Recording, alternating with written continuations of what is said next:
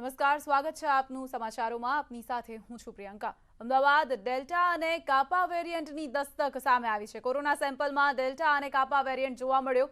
બીજે મેડિકલ કોલેજના માઇક્રોબાયોલોજી વિભાગનો મોટો ખુલાસો. ઓગસ્ટ અને સપ્ટેમ્બરમાં લેવાયેલા સેમ્પલમાં ડેલ્ટા વાયરસ જોવા મળ્યો. પુણે મોકલવામાં આવેલા સેમ્પલમાં ખુલાસો થયો છે. ઓક્ટોબરમાં લેવાયેલા સેમ્પલ પણ પુણે મોકલવામાં આવ્યા. ઓક્ટોબરમાં લેવાયેલા સેમ્પલના પરિણામની રાહ જોવામાં આવી રહી છે.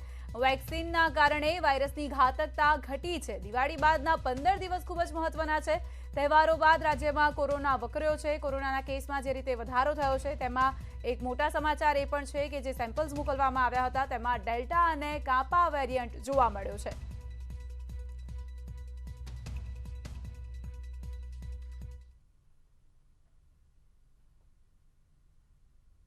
દિવાળી બાદ કોરોનાના કેસ છે તે વધી રહ્યા છે. જો કે કોરોનાની મહામારી શરૂ થઈ ત્યારથી જ બીજી મેડિકલ કોલેજ દ્વારા અલગ અલગ સેમ્પલ લેવામાં આવે છે અને એ સેમ્પલ પૂના ખાતે મોકલવામાં આવે છે. ત્યારે ઓક્ટોબર અને સપ્ટેમ્બર માસમાં પણ સેમ્પલ લેવામાં આવ્યા હતા અને તેમાં કાપા અને ડેલ્ટા વાયરસ જોવા મળી રહ્યો હતો. ત્યારે આપણે વધુ વિગત મેળવીશું. આપણી સાથે છે માઇક્રોબાયોલોજી વિભાગના હેડ ડોક્ટર કનુભાઈ પટેલ. કનુભાઈ, જે રીતે અલગ અલગ સેમ્પલો દર વખતે લેવામાં આવતા હોય છે, આ છેલ્લા જે 2 મહિનામાં લીધેલા સેમ્પલોના શું રિઝલ્ટ આવ્યા છે? છેલ્લે ઓગસ્ટ સપ્ટેમ્બરમાં અમારી લેબોરેટરી દ્વારા એના જે પોઝિટિવ સેમ્પલ હતા એના જીનોમ સિક્વન્સિંગ માટે સેમ્પલ પૂના લેબોરેટરીમાં મોકલેલા, જેના રિઝલ્ટ આવ્યા એ પ્રમાણે ડેલ્ટા અને કાપા વાયરસની એન્ટ્રી ગુજરાતમાં એ વખતે થયેલી. ત્યારબાદ સેમ્પલ પોઝિટિવ રેશિયો ઘણો બધો ઘટી ગયેલ અને જે ઓક્ટોબર મહિનાના જે સેમ્પલ છે એના અમે અત્યારે મોકલેલા છે જીનોમ સિક્વન્સ, જેનું રિઝલ્ટ આવવાનું હજુ બાકી છે. હવે હાલ છેલ્લા અઠવાડિયામાં જોઈએ તો આ દિવાળી પછી થોડા પોઝિટિવ આપણે એટલું કહી શકીએ કે આગામી 15 દિવસ આપણે બહુ સાવચેતી રાખવાની જરૂર છે, જેમાં દરેક લેવલે માસ્ક, સેનિટાઇઝેશન, સોશિયલ ડિસ્ટન્સ, દરેક પબ્લિકે એને એ પ્રમાણે પાલન કરવું ચુસ્તપણે જરૂરી છે.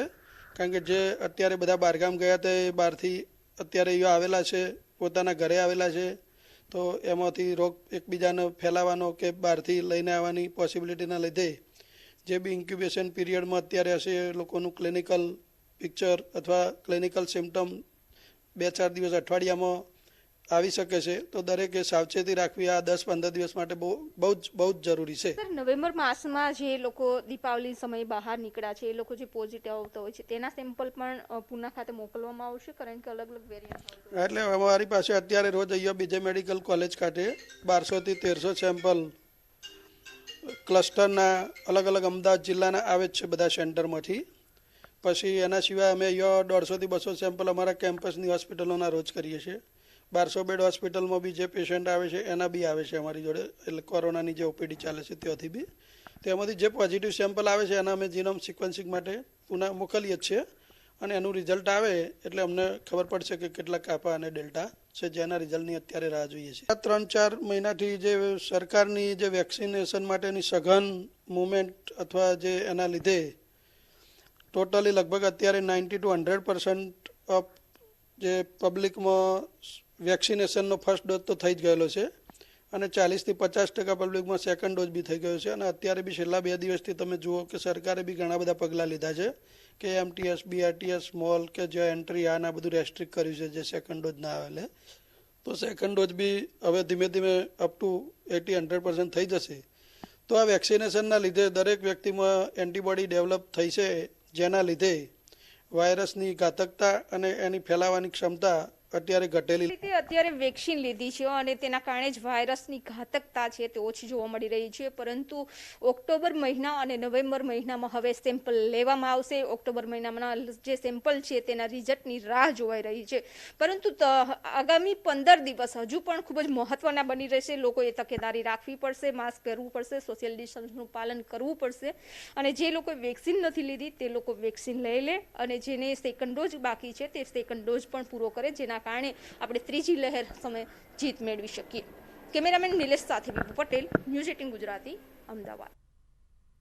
અમદાવાદમાં દિવાળી બાદ કોરોનાના કેસમાં અચાનક ઉછાળો આવ્યો છે, ત્યારે તંત્ર સતર્ક બન્યું છે, પણ કેટલાક એવા લોકો છે કે જેમણે કોરોનાના નિયમોને જાણે કે તિલાંજલિ આપી દીધી છે. અમદાવાદના સૌથી વ્યસ્ત ગણાતા કાલુપુર શાક માર્કેટમાં લોકો માસ્ક વગર ફરી રહ્યા છે. જાણે કોરોના આપણી વચ્ચે હોય જ નહીં તેમ લોકો હરીફરી રહ્યા છે. સવારથી સાંજ સુધી ધમધમતા શાક માર્કેટમાં અનેક લોકો આવે છે, પણ આ દ્રશ્યો જાણે કે કોરોનાને આમંત્રણ આપતા હોય તેવા લાગે છે. હોલસેલ વેપારીઓને ત્યાં રિટેલર વેપારીઓની સાથે ગ્રાહકો પણ શાક ખરીદવા આવે છે, પણ સૌથી મહત્વની વાત તો એ છે કે અહીં જોવા મળતા લોકો માસ્ક નથી પહેરતા કે ન તો નિયમો પાડે છે.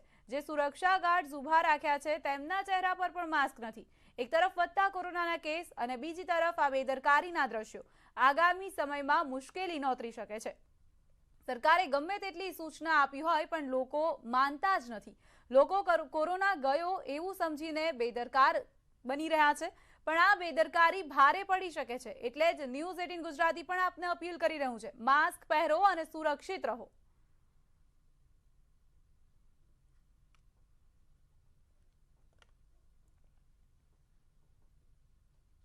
અમદાવાદીઓએ હવે સાવધાન રહેવાની જરૂર છે. માસ્ક અંગે કડક કાર્યવાહી કરવા માટે પોલીસને આદેશ આપી દેવામાં આવ્યા છે. જાહેરમાં બહાર નીકળો તો માસ્ક જરૂર પહેરજો. કોરોનાના કેસ વધતા પોલીસ તંત્ર ફરી સક્રિય થયું છે. તમામ પોલીસ કર્મચારીઓને મૌખિક સૂચના આપી દેવામાં આવી છે. કોરોનાના નિયંત્રણ અંગે કાર્યવાહી કરવા આદેશ અપાયા છે. દિવાળીના તહેવારોમાં લોકો બહારગામ ગયા અને બહારગામથી પરત ફર્યા અને કોરોનાના કેસમાં વધારો થયો, જેના કારણથી અને અમદાવાદ મ્યુનિસિપલ કોર્પોરેશનનું તંત્ર છે તે એલર્ટ મોડ ઉપર જોવા મળ્યું અને 2 વિસ્તારને હાલ માઇક્રો કન્ટેનમેન્ટ ઝોન જાહેર કરવામાં આવ્યો. તો બીજી તરફ વાત કરવામાં તો હજુ કેટલા એવા લોકો છે કે જે લોકો માસ્ક પહેર્યા વગર રોડ ઉપરથી પસાર થઈ રહ્યા છે. આપ દ્રશ્યોમાં જોઈ રહ્યા છો કે પોલીસ દ્વારા અત્યારે માસ્ક ન પહેરનાર લોકો છે તે લોકોને ઊભા રાખી અને તે લોકોની પાસેથી દંડ વસૂલ કરી રહી છે. આ જે દ્રશ્યો છે તે અમદાવાદના રિવરફ્રન્ટ વિસ્તારના દ્રશ્યો છે કે જ્યાં આગળ આ જે માસ્ક ન પહેરનાર લોકો છે તે લોકો પાસેથી દંડ વસૂલવાની કામગીરી અત્યારે કરવામાં આવી રહી છે. બીજી તરફ વાત કરવામાં આવે તો જે ઉચ્ચ અધિકારીઓ છે તે ઉચ્ચ અધિકારીઓ દ્વારા પણ સ્થાનિક પોલીસને ટાર્ગેટ આપવામાં આવ્યો છે અને દિવસના 10 જેટલા મેમો છે તે મેમો ફાળવાનો ટાર્ગેટ આપવામાં આવ્યો છે, જેથી કરીને લોકો પાસે પોલીસ જે છે તે આ માસ્ક પહેરવાનું જે નિયમ છે તેનું પાલન કરાવી શકે. ત્યારે હાલ તો અમદાવાદ શહેરમાં કોરોનાના કેસ વધ્યા છે, જેના કારણથી અને પોલીસે આ કામગીરી શરૂ કરી છે. બીજી તરફ વાત કરવામાં આવે તો કર્ફ્યુના સમયે પણ પોલીસ હવે બહાર નીકળનાર લોકો સામે 188 નો ગુનો દાખલ કરશે. હરમેશ શુકડિયા, ન્યૂઝ 18 ગુજરાતી, અમદાવાદ. અમદાવાદ મહાનગરપાલિકા બાદ રાજકોટ મહાનગરપાલિકા દ્વારા નિર્ણય કરાયો છે. પ્રવાસીઓના એન્ટીજન ટેસ્ટ શરૂ કરવામાં આવશે. આવતીકાલથી બસ સ્ટેશન, રેલવે સ્ટેશન અને એરપોર્ટ ખાતે સ્ક્રીનિંગ અને એન્ટીજન ટેસ્ટ શરૂ કરાશે. શહેરમાં હાલમાં 13 એક્ટિવ કેસ છે. હાલમાં સ્થિતિ નિયંત્રણમાં હોવાનો તંત્રનો દાવો છે, પરંતુ જે રીતે કેસ વધી રહ્યા છે અને બહારથી હવે ફરીને લોકો વધારે પ્રમાણમાં પરત ફરી રહ્યા છે, તેથી તકેદારીના ભાગરૂપે એરપોર્ટ, રેલવે સ્ટેશન અને બસ સ્ટેશન પર એન્ટીજન ટેસ્ટ શરૂ કરાશે.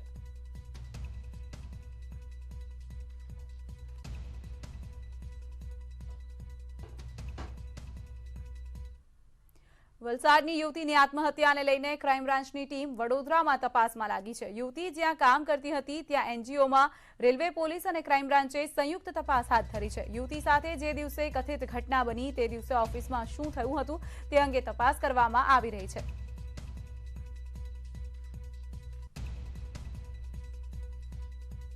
એ જ્યારે અહીંયાથી જતી હતી ત્યારે કોઈ એને રિક્ષાવાળા ભાઈએ એની સાયકલ સાથે કંઈક ટક્કર મારી અને એ પડી ગઈ, એટલે એને કોઈ બાજુમાં ઝાડીમાં લઈ ગયા અને એની સાથે દુશ્મન કર્મ કર્યું એ પ્રમાણે એનો છે.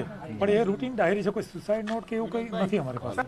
ખરેખર એનો બનાવ બન્યો છે, કારણ કે એને એવું નથી લાગ્યું કે દુષ્કર્મ થયું છે, પણ એ જે હાલતમાં મળી આવી હતી અને આપણે એના આધારે મેડિકલ ડૉક્ટરને બોલાયા, આપણે બધું લઈ અને FSL મોકલ્યું. હવે એકવાર જો FSL રિપોર્ટ આવે કે ખરેખર કન્ફર્મ થયું છે, ડૉક્ટર હાલ પૂરતું ના પાડે છે. સંવાદદાતા અંકિત ગૌંસીકર જોડાઈ ગયા છે વધુ જાણકારી સાથે. અંકિત, આ કેસમાં અત્યારે શું અપડેટ મળી રહી છે? તપાસ હાથ ધરવામાં આવી છે, શું બહાર આવ્યું છે અત્યાર સુધી? બિલકુલ, હાલ જે વલસાડ ખાતે છોકરીએ આત્મહત્યા કરી હતી ને એના ઘરે જયારે પોલીસ તપાસ ગઈ ત્યારે એની જે ડાયરી લખેલી હતી તેમાં અંદર રેપ થયાનો ઉલ્લેખ કર્યા બાદ હવે જે છે તે રેલવે એલસીબી, રેલવે એસઓજી અને રેલવેના અધિકારીઓ તપાસ કરી રહ્યા છે. સાથે સાથે જે વડોદરા ક્રાઇમ બ્રાન્ચ છે એ પણ હવે આ તપાસની અંદર આવી ગઈ છે, કારણ કે જે રેપ જે થયો હતો તે વડોદરાના વેક્સિન ગ્રાઉન્ડ પાસે થયા હોવાની વાત આવી રહી છે. એટલે હવે વડોદરા ક્રાઇમ બ્રાન્ચના અધિકારીઓ, રેલવેના અધિકારીઓ તમામ જે છે એ છોકરી જે એનજીઓમાં કામ કરતી હતી તેના તમામ લોકોની પૂછપરછ કરી છે. છેલ્લા 3 કલાકથી પોલીસ જે છે તમામ લોકોની પૂછપરછ કરી કે સંસ્થા શું કામ કરે છે, છોકરી અહીંયા આગળ શું કામ કરતી હતી, કેટલા સમયથી કરતી હતી. અને બીજી પણ એક એવી વાત આવી રહી છે, જે રેલવેના ડીવાયએસપી છે તેમણે જણાવ્યું કે કે છોકરીએ જેની જે રોજની ડાયરી હતી તે ડાયરીની અંદર પણ રેપનો ઉલ્લેખ કર્યો હતો, ડિપ્રેશનમાં હોવાનો ઉલ્લેખ કર્યો હતો. જો કે હાલ પોલીસે જે છે તે FSLની મદદ લીધી છે, ડોક્ટરની મદદ લીધી છે, મેડિકલની તપાસ કરી રહી છે અને હાલ જે છે તે જે NGO છે જેના જે કર્મચારીઓ છે તે લોકો છે તેની હાલ પૂછપરછ ચાલી રહી છે. જી બિલકુલ અંકિતા, આભાર આપનો તમામ જાણકારી માટે. સુરતમાં સુમુલમાં કામદારની હત્યાનો મામલો. હત્યાની ઘટના બાદ પરિવારજનોએ હડતાળ પાડી છે. સૂચના છતાં લોકો ન હટતા પોલીસે લાઠીચાર્જ કર્યો અને તમામ લોકોની અટકાયત કરવામાં આવી છે. પરિવારના લોકો માંગ કરી રહ્યા છે કે પરિવારના એક સભ્યને નોકરી આપવામાં આવે અને રહેવા માટેની વ્યવસ્થા કરી આપવામાં આવે. તો હત્યાની આ ઘટના બાદ જે રીતે બહાર હોબાળો મચ્યો હતો તેને લઈને પોલીસનો કાફલો પણ ત્યાં પહોંચી ગયો હતો. પરિવારજનોની સમજાવટ કરવામાં આવી રહી છે, મામલાને થાળે પાડવા માટે પ્રયત્ન કરવામાં આવી રહ્યો છે, પરંતુ લોકો સમજી નથી રહ્યા. પરિવારજનોની સાથે અન્ય જે કર્મચારીઓ છે તેઓ પણ હડતાળ પર ઉતરી આવ્યા છે અને તેમણે પણ બહાર બેસીને વિરોધ વ્યક્ત કર્યો હતો. તેઓએ હડતાળ પણ પાડી હતી.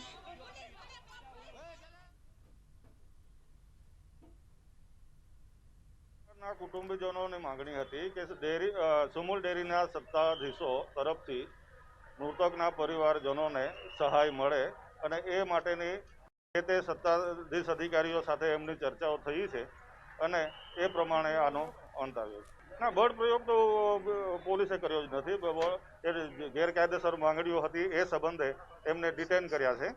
सर यहाँ पे ना वो 5:30 बजे को यहाँ डेयरी में पहुंचा था काम करने के लिए मेरा जीजा, और यहाँ पे 6 बजे तक उसकी मर्डर हो गई, ऑन ड्यूटी मर्डर हुआ है. बट यहाँ जो सुमूल वाले हैं वो लोग सब बोल रहे हैं कि पार्किंग में हुआ है. पार्किंग इनका बड़ा गणेश है, पर ये लोग यहाँ पे जहाँ पे मरा हुआ है वहाँ इतना खून फैला हुआ है, पर ये लोग उसको पार्किंग एरिया बता रहे हैं, झूठा बोल रहे हैं. ये सुमूल वाले पूरा ऐसे गोल गोल घुमा रहे हैं. यहाँ पे पुलिस फोर्स बुला लिए हैं. पुलिस फोर्स जो है हमको मार मार के भगा रही है. पुलिस और फोर्स बुला रही है, बोल रही है कि डंडे मार मार के भगाओ. ये लोग सब झूठा कर रहे हैं, हमको न्याय नहीं दे रहा है. मेरे भाई को चाकू से रवि शुक्ला ने मारा है. उसने गाड़ी में से चाकू लाके पीछे से वार किया है. और दूसरी बात तो यहाँ की सिक्योरिटी एक माचिस की तीली नहीं आने देती है. इतना बड़ा चाकू कैसे आ गया? मेरी मांग यही है कि मेरे भाभी का पूरा जीवन सफल हो और दोनों बच्ची का, उसके लिए रहने का घर और शादी ब्याह सब कुछ, पढ़ाई लिखाई, और भाभी का भी सीजर हुआ, 2 महीना का बच्ची हुआ है, काम भी नहीं करती. चलो अकेले पालन पोषण, उसके पालन पोषण का सबके मेरी मांग पूरी करे. બનાસકાંઠામાં 10 પોલીસ કર્મચારીઓની સામે ડીસાની નામદાર કોર્ટે તપાસના આદેશ આપ્યા છે. કોરોના કાળમાં રેમડેસિવિર ઇન્જેક્શનના કાળા બજારમાં યુવકને ખોટી રીતે ફસાવીને પૈસા પડાવ્યાનો આરોપ લાગ્યો છે. યુવકે આ અંગે અગાઉ ડીએસપી, છાપી અને ડીસા પોલીસ મથકે અરજી કરી હતી. ત્યારે હવે કોર્ટે PI MJ Chaudhary, PSI Sudhir Rane સહિત 10 પોલીસ કર્મચારીઓ સામે તપાસ કરવાના આદેશ આપતા ડીસા પોલીસ બેડામાં ખળભળાટ મચી ગયો છે.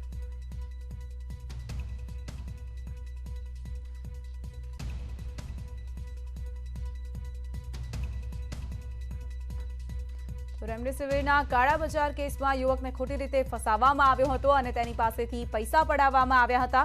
આ કેસને લઈને 10 જેટલા પોલીસ કર્મચારીઓની સામે તપાસના આદેશ ડીસા કોર્ટે કર્યા છે. Welcome back. સ્વતંત્રતાના 75મા વર્ષને લઈને દેશભરમાં આઝાદી કા અમૃત મહોત્સવ મનાવવામાં આવી રહ્યો છે. ત્યારે અમદાવાદના ઇન્કમટેક્સ વિભાગ દ્વારા એક કવિ સંમેલનનું આયોજન કરાયું. આ કાર્યક્રમમાં મોટી સંખ્યામાં જાણીતા કવિઓ ઉપરાંત નામચીન લોકો હાજર રહ્યા હતા. ઇન્કમટેક્સ વિભાગ દ્વારા આયોજિત આ કાર્યક્રમમાં અલગ અલગ કવિઓએ પોતાની કવિતાઓના સૂર રેલાવ્યા હતા, તો અધિકારીઓએ પણ જુદા જુદા કાર્યક્રમો રજૂ કર્યા હતા.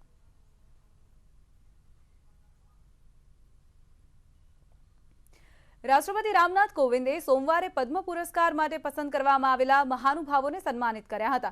આ નામોનું એલાન ગયા વર્ષે જ કરી દેવામાં આવ્યું હતું. અલગ અલગ ક્ષેત્રમાં વિશેષ યોગદાન આપનાર મહાનુભાવોને 3 શ્રેણીઓમાં પદ્મ વિભૂષણ, પદ્મભૂષણ અને પદ્મશ્રી એનાયત કરવામાં આવ્યા હતા.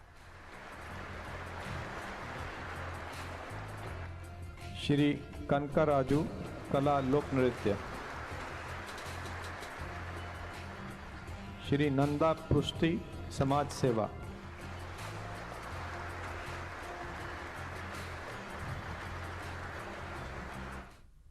ભારતમાં જ્યાં 70% વસ્તીનું રસીકરણ થઈ ગયું છે, ત્યારે હવે સૌથી મોટો પ્રશ્ન એ છે કે શું આ રસીકરણે મહામારીથી કફોડી બનેલી અર્થવ્યવસ્થાને પાટા પર લાવવાનું કામ કર્યું છે?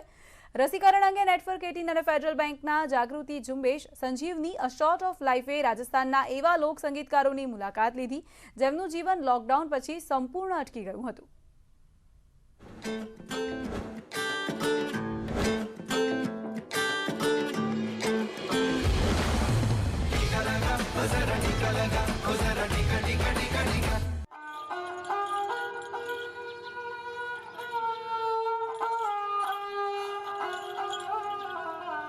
ब्राह्मण हत्था की सुरीली धुन राजस्थान के अनगिनत लोक संगीत कलाकारों के लिए लगातार लगने वाले लॉकडाउन बड़ी मार साबित हुए, खासतौर पर भोपा समुदाय के लिए जो बख्शीश पर जीवन बसर करते आए हैं.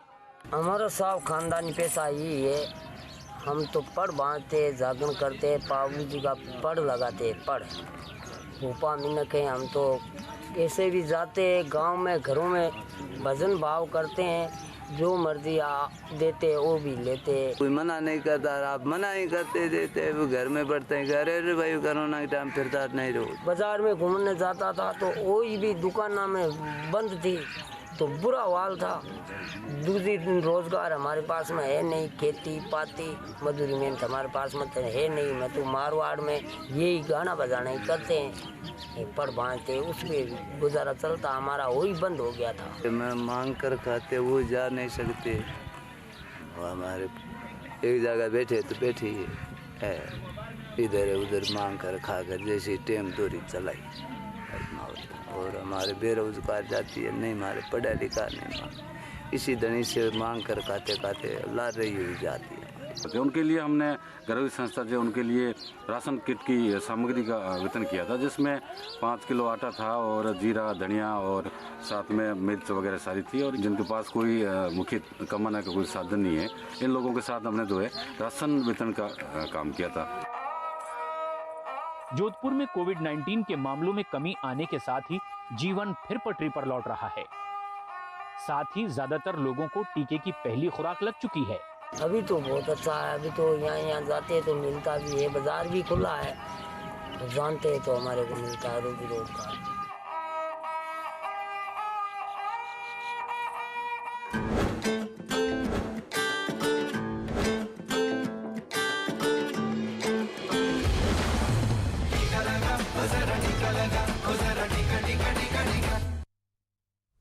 ખેડૂતોની આવક બમણી કરવાના લક્ષ્યને સાકાર કરવા માટે પ્રાકૃતિક ખેતી ખૂબ જરૂરી છે, જેનાથી જમીનની ફળદ્રુપતા અને ક્ષમતામાં વધારો થાય છે અને કૃષિ ઉત્પાદનમાં પણ વધારો થાય છે. ત્યારે સતત વિકાસથી ધબકતું ગુજરાત ભૂપેન્દ્ર પટેલના નેતૃત્વમાં નવી કૃષિ ક્રાંતિના નિર્માણ માટે પ્રાકૃતિક ખેતીના માધ્યમ દ્વારા દેશને નવી રાહ ચીંધવા માટે તૈયાર છે.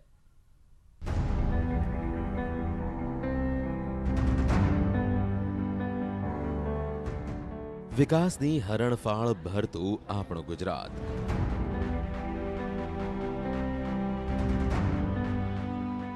જેનામાં હામ છે અશક્યને શક્ય કરવાની.